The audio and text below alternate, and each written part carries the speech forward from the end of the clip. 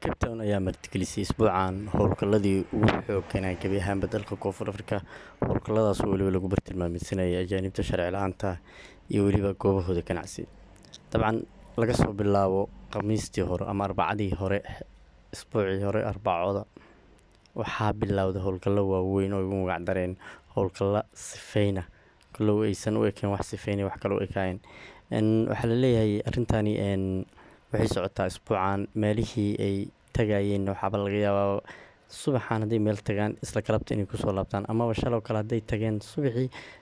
berriyo kalena galabtii inay soo maraan ay qasab tahay. Waxaa wada socda kolonyo baabuur oo immigration iyo metropolis iyo boolis iyo inta la yiraahdo iyo qolo loogu magac daray caafimaad ayaguna inta dukaamada aad u baaray. Dukaamo badan ayay xireen inkastoo ay meelaha qaar kala daranayeen locationada, haddana locationada qaar dadka bas ay bartilmaameedsanayeen xireen waxba dukaan ma fiirniin oo dukaanka booska ah ma joogo sharcigaada ah soo baxaya laay. Waxyaabaha aad looga digay waxaa ka mid ah dabcan haddii aa dukaan joogdo ama qofka dukaanka iskale haddii uu dad u shaqeeyay u joogaan sidoo kale oo inta badan dukaamada waaweyn oo kastamka iska soo galaan tusaale kale Malawiyan iyo qof kale oo Soomaali ah oo shaqeynaya joogo aan sharci lahayn adigina waa maqan tahay ama saddexda qof oo dukaanka joogda kullish waa wada sharci la'aan. Waxaa qasab in dukaankaas la xiro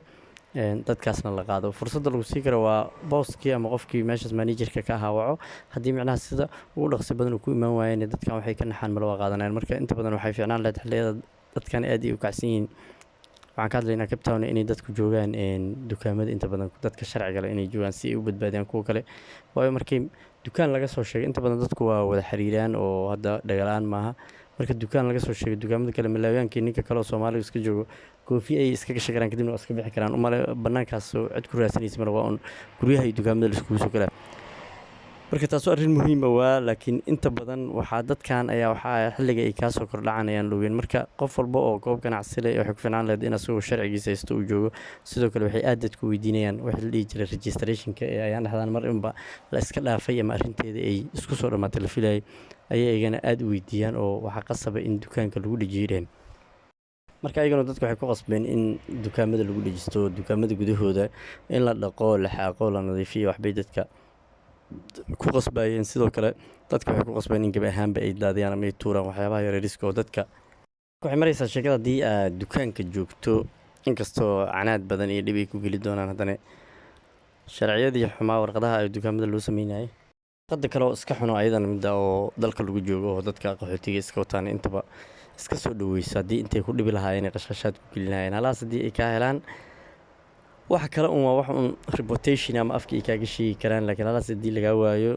dukaanka adigu keliga aad joogto haddana jaanisyo kale ay kaasii helaan wixii yaallaan waa kaa qaadanayaan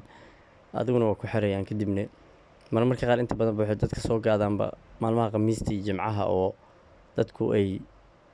ku qaadanayso in ka badan 72 saac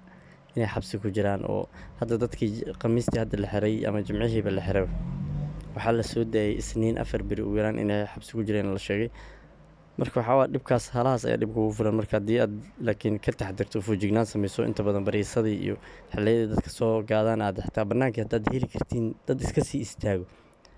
Locationada qaar waxay samaysteen contactiyo ama xiriir ay iskugu sheegaan meeshaas soo mareen meeshaas yimaadeen. Marka waxaa laga yaabaa in xitaa la badbaadi karo ama dad aad badbaadi kartid marka oo banaanka ay istaagdiin haddii aad awoodiin oo marka la idiin soo sheegay iska fiirisin inkastoo hadda dadku qaar dukaamada inay xirtaan la sheegay haddana ayadana waa some relief waa xoogaa waa badqab waa lagu badqabi karaa. Marka waxay ka soo kordha barnaamijyo khaas ah aan ka samayn doonaa barnaamijyo gaar ah oo fara badan oo aan ka soo wadnaa marka waa islaamiina taaban.